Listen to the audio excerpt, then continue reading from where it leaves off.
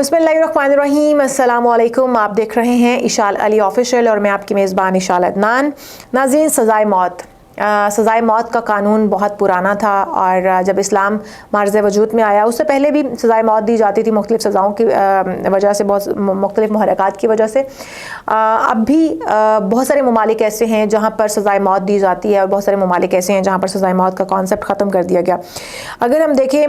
इस्लाम के मुताबिक, हमारे मज़हब के मुताबिक, तो ये कहा गया था कि अगर कोई हाथ से कोई अमल सर अंजाम देता है तो उसका हाथ काट दिया जाए, जान के बदले जान और गर्दन के बदले गर्दन, खून के बदले खून। लेकिन वहीं पर इस्लाम में माफ़ी तलाफ़ी का भी हुक्म दिया गया है कि अगर आप माफ़ कर सकते हैं तो इससे बड़ा अजर कोई नहीं है।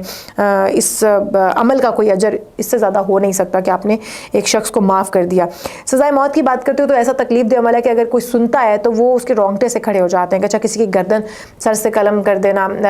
सर जो है वो धन से उतार देना और सर धड़ से अलग कर देना या उसकी गर्दन काट देना या फंदा लगाकर सज़ाए मौत देना।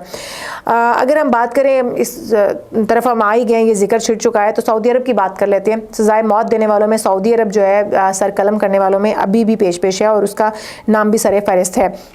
अच्छा जी, सऊदी अरब की जेलों के अंदर पाकिस्तानी बहुत मौजूद हैं, मुख्तलिफ़ जुराइम की वजह से वो मौजूद हैं। उन्हें मुख्तलिफ़ औकात में सर कलम करने या सज़ाए मौत देने की सज़ाएँ जो है वो सुनाई गई हैं, बल्कि दी गई हैं। और सऊदी अरब ने अपनी सरज़मीन पर पाकिस्तानियों के भी सर कलम करने का बीड़ा उठाया है, जिनमें बहुत ज़्यादा तादाद जो है वो पाकिस्तानियों की ही पाई जाती है। गो कि मुख्तलिफ़ ममालिक के लोग जो उन्हें सज़ाए मौत दी गई है, लेकिन सबसे ज़्यादा जो तादाद है वो पाकिस्तानियों की है। तो वजूहात क्या हैं? क्या कोई इंटरनेशनल लॉबी है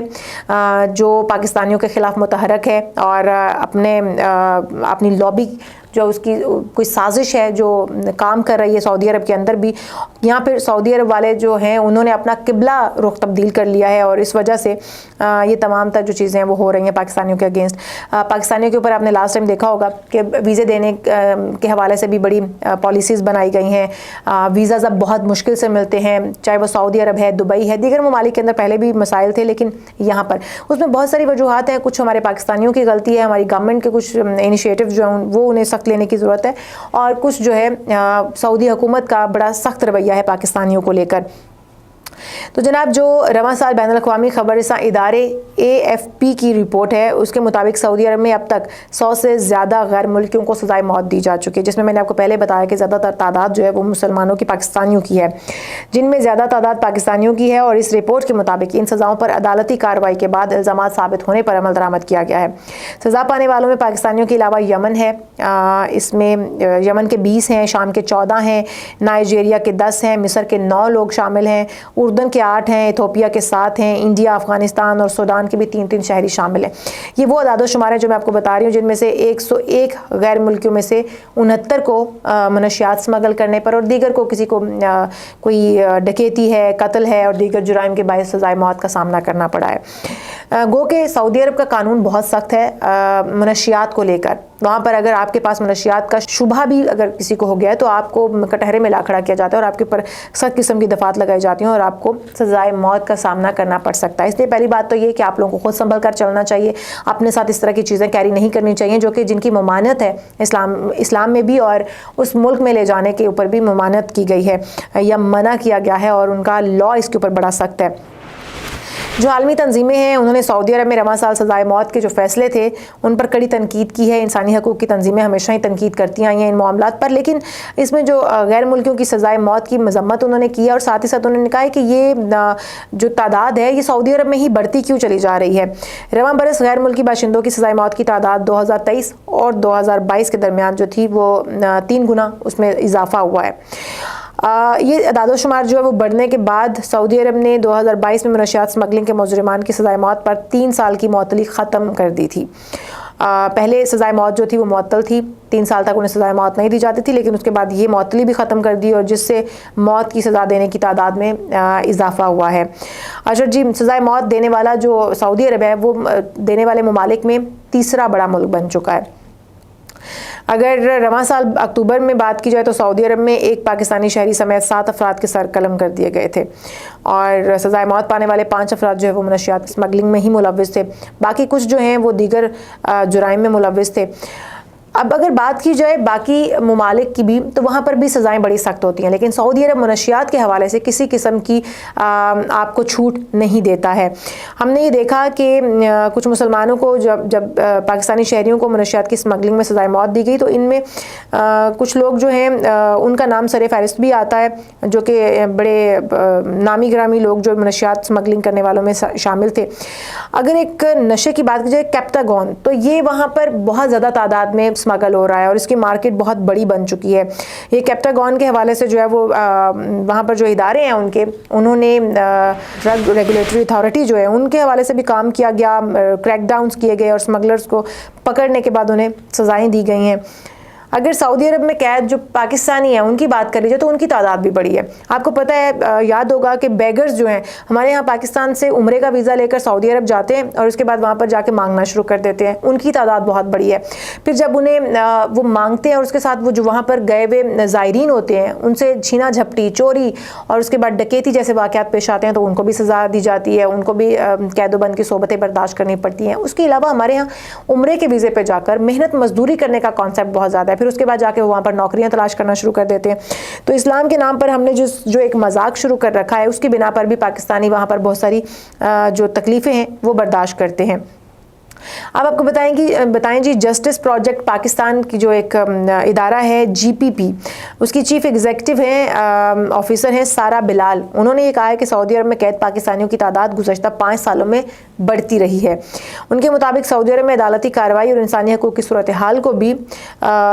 تسلی بخش نہیں کہا جا سکتا اور مختلف بین الاقوامی اداروں کی رپورٹوں میں اس پر سوال بھی اٹھتے آئے ہیں۔ یہ سارہ بلال کہتی ہیں کہ سعودی عرب میں قید پاکستانیوں کے اہل خانہ کی مشکلات اور قیدیوں تک رسائی کے حوالے سے بھی انہوں نے ایک جواب میں کہا کہ کچھ بین الاقوامی قوانین ہیں، کسی بھی ملک میں کسی بھی دوسرے ملک کا اگر کوئی شخص جا کر کوئی جرم کرتا ہے،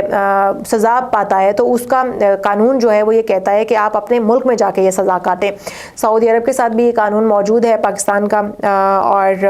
اس طرح کا معاہدہ ہے کہ جس میں اگر کوئی پاکستانی وہاں پر جا کر اسے کسی جرم میں سزا دی جاتی ہے تو سعودی عرب جو اگر پاکستان اس کی ڈیمانڈ کرتا ہے، نیگوسیشن ہوتی ہے اس کے اوپر، تو سعودی عرب اس کو پاکستان بھیج دے گا اور پاکستان آ کر سزا کاٹے گا۔ اسے ہوتا ہی ہے کہ کم از کم جو اس کے لواحقین ہوتے ہیں اس سے مل پاتے ہیں، جو اس کے اہل و عیال ہوتے ہیں وہ اس سے مل پاتے ہیں، اور تھوڑی سی جو ہے وہ بہتری یہ ایک دیکھنے میں آئی ہے۔ سزا وہاں پر بھی کاٹنی اور سزا یہاں پر بھی کاٹنی، لیکن وہاں کی سزا زیادہ سخت ہوتی ہے۔ اگر منشیات اسمگلنگ کے معاملے میں پکڑے جاتا ہے کوئی شخص تو اسے دیکھا گیا ہے کہ اسے عربی نہیں آتی ہے، اسے وہاں پر اپنے آپ کو ایکسپلین کرنا نہیں آتا، ان کی بات سے سمجھ نہیں آتی، یہاں کے شہریوں کو وہاں کی بات سمجھ نہیں آتی، تو وہ بہت سارے مسائل جو ہے وہ درپیش رہتے ہیں۔ جیسا کہ میں آپ کو پہلے بھی کہہ رہی تھی کہ قیدیوں کے تبادلے پر معاہدہ ہوتا ہے، یہ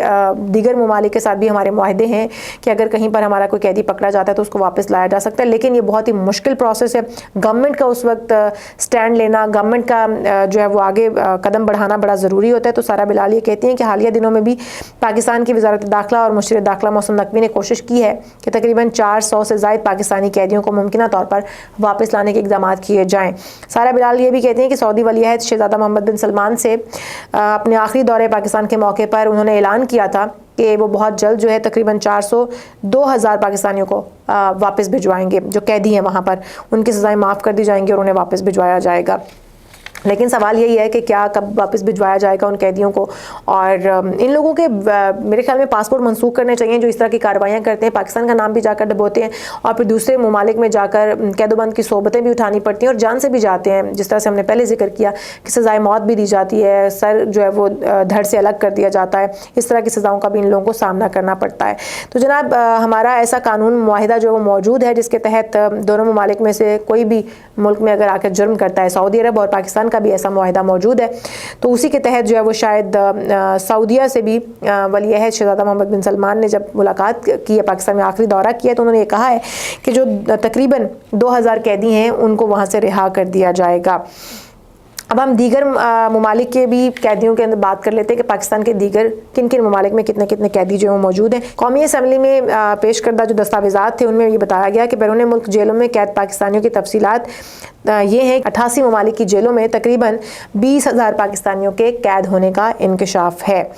تو سب سے زیادہ جو 10,000 سے زائد پاکستانی ہیں وہ تو صرف سعودی عرب میں ہی ہیں، کیونکہ سب سے زیادہ آسان ویزا سعودی عرب کا ہے. آپ اسلام کے نام پر, آپ عمرے کے نام پر, آپ حج کے نام پر سعودی عرب کا ویزا لے سکتے ہیں, اور یہ بڑا آسان ہے آپ کے لیے, اور آپ کو کاسٹ بھی کم پڑتی ہے. آپ سعودی عرب جاتے ہیں اور پھر وہاں پر جا کر آپ وہیں کے ہو کر رہ جاتے ہیں, اور وہاں پر آپ مختلف قسم کی تخریبی کارروائیوں میں ملوث پائے جاتے ہیں. کبھی آپ چوری, ڈکیتی اور پھر منشیات کی اسمگلنگ بھی. اس کے علاوہ جی متحدہ عرب امارات ہے, 5,000 تقریباً 5,292 کا فگر جو ہے وہ عرب امارات کی طرف سے آیا ہے کہ وہاں پر بھی پاکستانی قیدی ہیں. پھر ملائیشیا ہے جس میں 463 ہیں, برطانیہ ہے جہاں پر 321 ہیں, عمان ہے جہاں پر 578, ترکیہ میں بھی جی ہمارے قیدی موجود ہیں جہاں پر 387 ہیں, پھر بحرین ہے جہاں پر 371 ہیں, یونان ہے 598 ہیں, اور چین ہے جہاں پر 406 ہیں جو کہ ہمارا بڑا اچھا دوست بھی ہے. جرمنی میں جی جناب 90 ہیں. اس کے علاوہ عراق میں 40 ہیں, امریکہ میں 114 ہیں, شری لنکا میں 89 ہیں, اسپین میں 92 ہیں, افغانستان میں 85 ہیں, اور ساؤتھ افریقہ میں 48, جبکہ فرانس میں 286 پاکستانی قید ہیں. تو جو اعداد و شمار ہیں وہ یہ بتاتے ہیں کہ سب سے زیادہ پاکستانی اس وقت 10,000 وہ صرف سعودی عرب میں موقعیت ہیں. اچھا جی, یہ وہ پاکستانیوں کی تعداد ہے جو کہ مختلف ویزاز کی حاصل کرنے کے بعد مختلف ممالک میں گئے ہیں, اور جب ویزا ایکسپائر ہو گیا تو وہاں سے آتے نہیں ہیں, یا پھر وہ کسی نہ کسی جرم میں مبتلا ہو جاتے ہیں, اور پھر اس کے بعد ان کی جیلیں انہیں وہاں پر کاٹنی پڑتی ہیں. حکام بالا سے بھی ہماری یہ درخواست ہے کہ ایسے لوگوں کو ویزے جاری نہیں ہونے چاہیے, ان کے پاسپورٹ ہی منسوخ ہونے چاہیے تاکہ یہ اس طرح کی کارروائیاں کر کے دوسرے ممالک میں پاکستان کا نام نہ دبوئیں. جو سعودی عرب کے قوانین ہیں اس کے مطابق ہم ان کے اوپر بات نہیں کر سکتے ہیں, کیونکہ ان کے اپنے قوانین ہیں بنائے ہوئے. اگر ہمارے پاکستانی وہاں پر نہیں جائیں گے تو وہاں پر انہیں سزائے موت کا سامنا بھی نہیں کرنا پڑے گا, وہاں پر انہیں قید و بند کی صحبتیں بھی نہیں برداشت کرنی پڑیں گی, اور پاکستان کا نام بھی خراب نہیں کریں گے وہ. تو اس لیے یہاں پر جو ہے وہ ہمیں انڈیویجولی بھی اپنی ذمہ داری نبھانی ہوگی کہ ہم جا کر وہاں پر اس طرح کے کام نہ کریں. اور دوسری بات, پاکستانی جو گورنمنٹ ہے ان کو بھی کوئی انیشیٹو لینا پڑے گا, ایسے لوگوں کو چھانٹی کرنا پڑے گا جو کہ پاکستان ملک اور قوم کا نام جو ہے وہ بدنام کرتے ہیں. اس میں بہت سارے بیگرز بھی موجود ہیں اور مزدور طبقہ بھی موجود ہے, اور اس طرح کے وسائل جو پاکستان میں پیدا کریں تاکہ ان لوگوں کو باہر نہ جانا پڑے. مجھے دیجیے اجازت, اللہ حافظ.